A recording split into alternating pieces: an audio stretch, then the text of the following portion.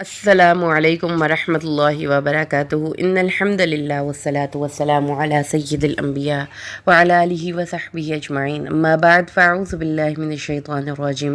بسم اللہ الرحمن الرحیم انشاءاللہ الرحمن آج کے اس لیسن میں ہم سورۃ البقرہ آیت 247 اور 248 247 اور 248 کا ترجمہ اور معنی کی مختصر سی وضاحت پڑھتے ہیں۔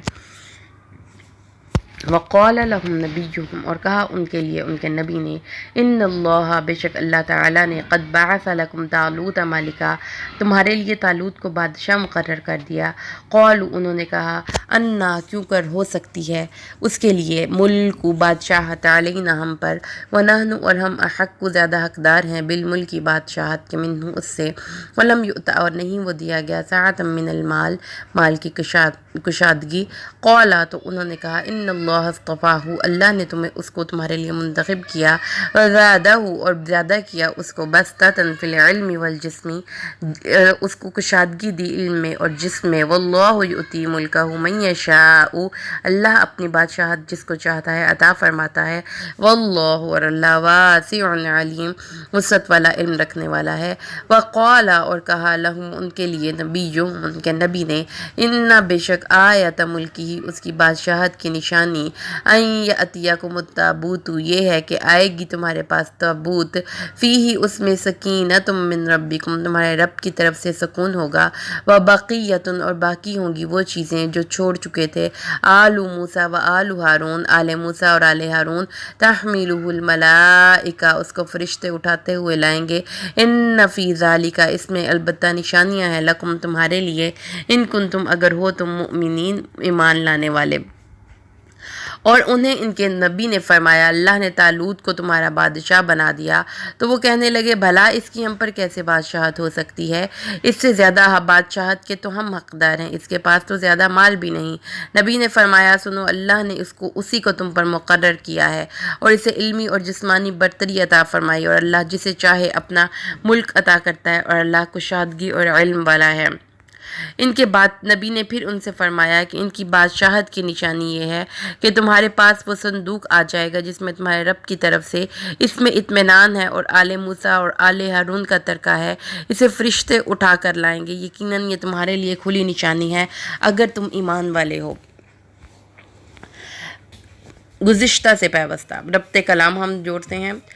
حضرت موسیٰ علیہ السلام کی وفات کے بعد جب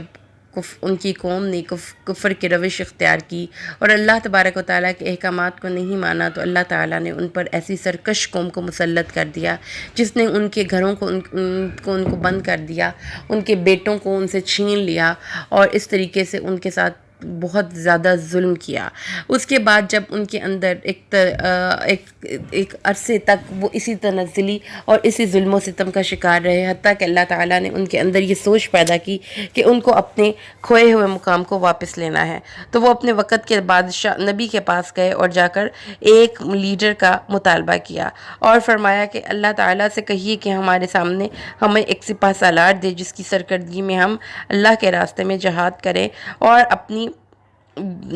حالت سنواریں۔ تو پھر نبی نے ان سے کہا، ایسا نہ ہو جیسا کہ تمہاری پچھلی روش ہے کہ تمہارے ہی مطالبے پر جب تمہیں ایک لیڈر مقرر کر دیا جائے اور اللہ تبارک و تعالیٰ تمہیں اپنے راستے میں جنگ کرنے کے لیے حکم دے دے تو تم اس وقت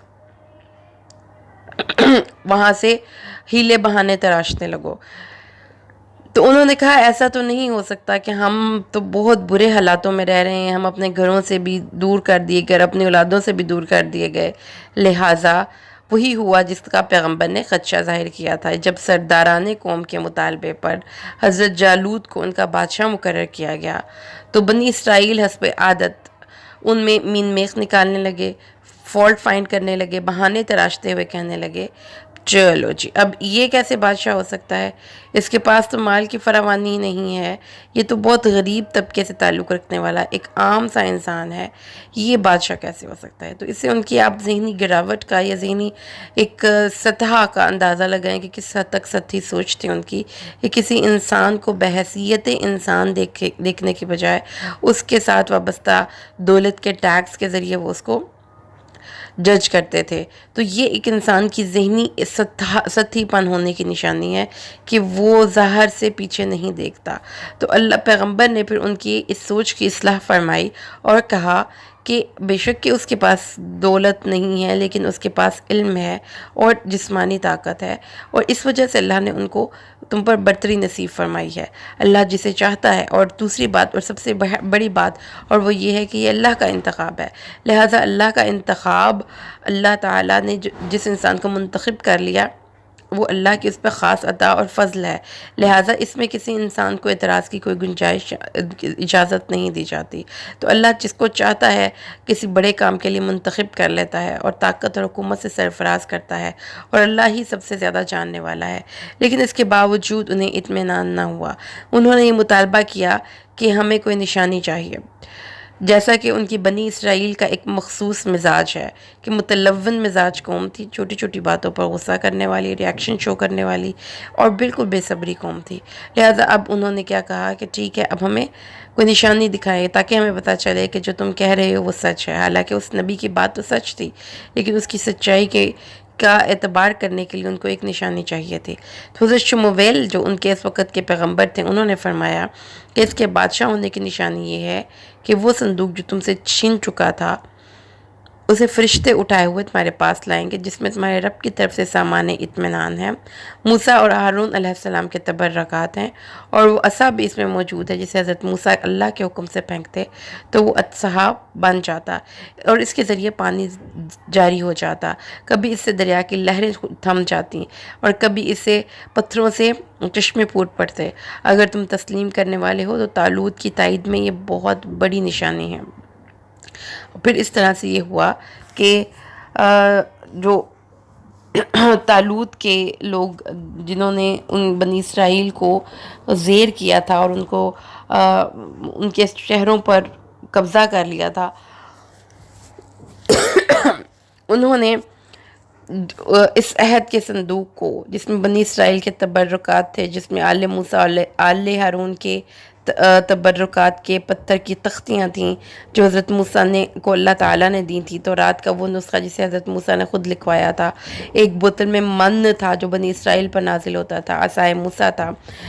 یہ سب کے سب بنی اسرائیل کے لیے سکون کا باعث سکون قلب تھے جو ہر وقت ان کے پاس رہتے تھے۔ جب فتح ہوتی تو وہ اس کو آگے رکھتے اور اللہ تعالیٰ سے اس کی وساطت سے فتح و نصرت کی دعا کرتے۔ ایک لڑائی میں جالوت مشرک بادشاہ ان پر غالب آ کر وہ صندوق ان سے چھین کر لے گیا۔ صندوق کو فرشتے اٹھا کر لائیں گے۔ اللہ نے بنی اسرائیل کو بتایا اگر طالوت کے دور حکومت میں تمہیں وہ چھینا ہوا صندوق واپس مل جائے تو سمجھ لینا کہ طالوت کو اللہ نے ہی بادشاہ مقرر کیا ہے۔ پھر صندوق جانے کے بعد ان مشرکوں، جب انہوں نے یہ صندوق مشرکوں نے اپنے شہروں میں لے گئے تو ان کے شہروں میں وبائیں پھوٹ پڑیں۔ انہوں نے سمجھا کہ یہ شاید اس صندوق کی نحوست ہے، لہٰذا انہوں نے اس کو ایک بیل گاڑی پر رکھ کر ہانک دیا۔ چنانچہ فرشتے اس بیل گاڑی کو ہانک کر بنی اسرائیل کے پاس لے آئے اور طالوت کے گھر کے سامنے چھوڑ گئے۔ یوں ایک طرف تو اللہ تعالیٰ کی طرف سے بنی اسرائیل پر اتمام حجت ہو گیا، دوسرے بنی اسرائیل کے حوصلے بلند ہو گئے اور انہوں نے طالوت کو اپنا بادشاہ مان لیا۔ تو ہمیں اسے جو باتیں جو سیکھنے کی ہیں وہ یہ ملتی ہیں، نمبر 1 تو ایک جو آگے بھی ہم 23ویں سپارے کا جو ایک مضمون ہے وہ یہاں سے ہی شروع ہو گیا ہے۔ نمبر 1 کہ اللہ تبارک و تعالیٰ جس کو چاہتا ہے منتخب کرتا ہے۔ دنیا میں ہر چیز کی فضیلت دوسری چیز پر ہوتی ہے، ایک چیز برتر ہے اور ایک چیز فروتر ہے، کہ ایک چیز ادنا ہے اور ایک چیز اعلیٰ ہے، ایک ہی قسم کے پھل ہیں لیکن ایک کا ذائقہ دوسرے سے مختلف ہے، دو مختلف انسان ہیں لیکن ایک کی پرسنالٹی کا ایفیکٹ دوسرے سے مختلف ہے۔ تو یہ وہ چیزیں ہیں جس میں ہمیں یہ بات سمجھ لینی چاہیے۔ نمبر 1 پوائنٹ کہ اللہ جس کو چاہتا ہے اپنے کام کے لیے منتخب کرتا ہے، لہٰذا ہمیں ہر وقت اللہ سے اس کا فضل اور اس کی رحمت مانگنی چاہیے۔ دوسری چیز جو ہے وہ یہ ہے کہ اس آیت میں 2 قسم کے لوگوں کا کنٹراسٹ کیا گیا ہے جو کہ ہماری دنیا میں اس وقت بہت زیادہ پائے جاتے ہیں۔ ایک طرف وہ لوگ ہیں جو کہ ترقی، کامیابی اور فضیلت کا معیار صرف دولت اور دنیا سمجھتے ہیں۔ مادیت پرست ذہنیت کے لوگ یہ سمجھتے ہیں کہ جس کے پاس بہت زیادہ پیسہ آ گیا، جس کے پاس بہت بڑا بینک بیلنس موجود ہے، جس کے پاس زیادہ دولت اور مال اور دنیا کی چیزیں ہیں، وہ شخص زیادہ کامیاب ہے اور اس قابل ہے کہ وہ دنیا کی قیادت اور سیادت سنبھالے، جبکہ دوسری طرف نبی نے ان کو ایک اور چیز کی طرف رہنمائی فرمائی، اور وہ یہ تھی کہ جس کے پاس زیادہ پرسنل گرومنگ ہوگی، جو اپنی پرسنالٹی کو سیلف گروم کرتا ہوگا، اس کے پاس جسمانی طاقت بھی ہوگی اور اس کے پاس علم کی وجہ سے ذہنی اور شعور کی طاقت بھی ہوگی، اس شخص کا مقام اور مرتبہ اللہ کی نظر میں اس شخص کی نسبت بہت زیادہ ہے جس کے پاس صرف پیسہ ہے۔ تو اس سے ہمیں یہ بھی پتہ چلتا ہے کہ what actually is the standard of judgment in the eyes of Allah Almighty and what are the important things that we should strive for to inculcate in our personalities۔ ہمیں ہر روز اپنی زندگی میں اپنی پرسنالٹیز کی گرومنگ کرنی ہے اور ہمیں ہر روز علم کے میدان میں ایک نہ ایک قدم آگے بڑھانا ہے انشاءاللہ۔ تو یہاں سے ہمیں یہ بھی پتہ چل گیا، اور قائد میں جو چیزیں ضروری ہیں ہمیں وہ بھی پتہ چل گئیں کہ قیادت کے لیے مال و دولت سے کہیں زیادہ ایک قوت فیصلہ، جسمانی طاقت۔ اوبویسلی جب ایک قائد جسمانی طور پر طاقتور نہیں ہوگا تو وہ اپنی قوم کو لیڈ نہیں کر سکتا، اس کے اندر جسمانی طاقت ہونی چاہیے، اور جسمانی طاقت کے ساتھ ہی پھر ہمیں یہ پتہ ہونا چاہیے کہ ہمیں ان چیزوں سے پرہیز کرنا ہے جو ہمیں جسمانی طور پر ناکارہ کرتی ہیں، اور اپنی خوراک اور اپنی ورزش، دونوں چیزیں ہماری زندگی میں اچھی ہونی چاہیے۔ اس کے بعد جو دوسری چیز ہے، اور وہ کیا ہے، جس چیز کی بنیاد پر اللہ تعالیٰ کسی کو منتخب کرتا ہے قائدانہ صلاحیتوں کے لیے، ایک تو یہ ہے کہ اس کے اندر ایک خلوص نیت ہو، جیسا ہم نے پیچھے پڑھا، دوسری چیز یہ ہے کہ اس کے اندر علم اور اپنی پرسنالٹی کو گروم کرنے کی ایک ابیلٹی ہو، بٹ سٹل یہ اللہ کی خاص عطا ہے۔ یہ بات جو ہے یہ سب سے ٹاپ پہ ہمیں معلوم ہونی چاہیے کہ اگر کوئی انسان ہے، کوئی پیپر کی تیاری کر رہا ہے، کوئی CSS کی تیاری کر رہا ہے، کوئی اس طریقے سے کوئی بہت عہدے والی چیز کی حصول کی کوشش کر رہا ہے، کوئی ڈاکٹر بننے کی کوشش کر رہا ہے، تو 2-3 چیزیں ہیں جو کہ اس کو اپنے اندر رکھنی ہے۔ نمبر 1 یہ کہ اس کو اپنے نالج کو انہانس کرتے رہنا ہے، ایک پوائنٹ پہ صرف رک نہیں جانا۔ نمبر 2 اس کو اپنی جسمانی صلاحیتوں کو اب پراپرلی چینلائز کرنا ہے اور خود کو ویسٹ نہیں کرنا۔ یہ 2 چیزیں وہ خود کرے گا، کوشش کرے گا، لیکن جو سب سے ٹاپ پہ ہے وہ یہ ہے کہ جب اللہ چاہے گا تو اس کو وہ چیز ملے گی، اگر وہ نہیں چاہے گا تو نہیں ملے گی۔ اور دوسری بات ہمیں یہ بھی پتہ ہونی چاہیے کہ جو ایک قائد ہے اس میں دیانت، امانت اور قائدانہ علم و فراست، جسمانی قوت اور صلاحیت ان کا ہونا ضروری ہے۔ اور یہاں یہ بھی ہمیں حدیث کا ایک نقطہ سمجھ لینا چاہیے کہ یہ اللہ کی عطا ہے، لہٰذا ہمیں خود سے خود کسی عہدے کی تمنا نہیں کرنی چاہیے۔ رسول اللہ صلی اللہ علیہ وسلم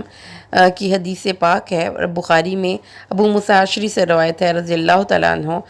وہ فرماتے ہیں میں اور میرے قبیلے کے 2 آدمی نبی کریم صلی اللہ علیہ وسلم کی خدمت اقدس میں حاضر ہوئے، دونوں میں سے ایک نے کہا اے اللہ کے رسول مجھے عہدہ دے دیجئے، دوسرے نے بھی ایسا ہی مطالبہ کیا، آپ نے فرمایا یقیناً ہم ایسے شخص کو عہدہ نہیں دیتے جو عہدہ طلب کرے، اور نہ ہی ایسے شخص کو عہدہ دیتے ہیں جو عہدے کا حریص ہو۔ لہٰذا رسول اللہ نے یہ بھی فرمایا کہ تمہیں اگر خود سے خود چوائس دی جائے تو 2 آدمیوں پر بھی امیر نہ بننا، کیونکہ کلکم رائن وکلکم مسئول عن رعیتہ، کہ جب تم ایک 2 امیر بن جاتے ہو تو تمہیں اپنے انڈر رہنے والے سب لوگوں کے بارے میں پھر کیئرفل ہونا پڑتا ہے، اور تم اس کے بارے میں سوال کیے جاؤ گے۔ مسلمان حکمران کے لیے کچھ شرطیں ہیں جو کہ قرآن پاک میں ہیں۔ نمبر 1 یہ کہ مسلمانوں کا الامر کا مسلمان ہونا شرط ہے، امیر مسلمان ہونا چاہیے، اور یہ ضروری ہے، بدرجہ اولا ضروری ہے، کیونکہ غیر مسلموں کو اپنے معاملات میں شریک کرنا اور مسلمانوں اور غیر مسلموں کے انٹرسٹس اور ان کے مفادات بھی سیم نہیں ہوتے۔ مردوں کو اللہ تعالیٰ نے جسمانی طور پر عورتوں سے زیادہ طاقت عطا کر رکھی ہے، لہٰذا مردوں کو اللہ تعالیٰ نے قرآن پاک میں فرمایا الرجال قوامون علی النساء، وہ عورتوں پر قوام ہیں، عورتوں کی نگرانی کرنے والے ہیں اور ان کے نگہبان ہیں، لہٰذا یہ بات بھی ضروری ہے کہ مردوں کو ہمیں گھر کی اور ملک کی باغ دوڑ دینی چاہیے، کہ رسول اللہ نے فرمایا ہے وہ قوم کبھی کامیاب نہیں ہو سکتی جس نے عورت کو اپنا حاکم بنا لیا ہو۔ رسول اللہ کا یہ بھی ارشاد ہے کہ اس بات پر اجماع ہے فقہائے اسلام کا کہ عورت سربراہ حکومت یا خلیفہ نہیں بن سکتی۔ قرآن کریم میں فرمایا گیا ہے کہ ظالم لوگ مسلمانوں کی امامت اور قیادت کے مستحق نہیں، غافل اور مسرفین مفسدین کی اطاعت بھی جائز نہیں ہے۔ اللہ تبارک و تعالیٰ نے اس چیز کا حکم دیا ہے کہ ہم اللہ اور اس کے رسول کے ساتھ ساتھ صاحب امر لوگوں کی بھی اطاعت کریں۔ تو اس سے ہمیں یہ پتہ چل گیا کہ وہ شخص جو دلیر ہو، جو معاملہ فہم ہو، جو صحیح الاعضاء ہو، جو جسمانی طور پر صلاحیت رکھتا ہو، اس کو معاملات دے دینے چاہیے، اور اسی کے ساتھ ساتھ یہ چیز ہمارے ذہن میں ہونی چاہیے کہ حکومت، قیادت، کوئی عہدہ، یہ انسان کو اللہ کی عطا ہوتی ہے، اس کے ساتھ ایک بہت بڑی ذمہ داری بھی ہوتی ہے۔ تو اللہ سے دعا ہے کہ اللہ ہمیں قرآن کو سمجھ کے پڑھنے کی توفیق عطا فرمائے، آمین۔ بارک اللہ لی و لکم فی القرآن الحکیم ونفعنی و ایاکم بالآیات والذکر الحکیم۔ السلام علیکم۔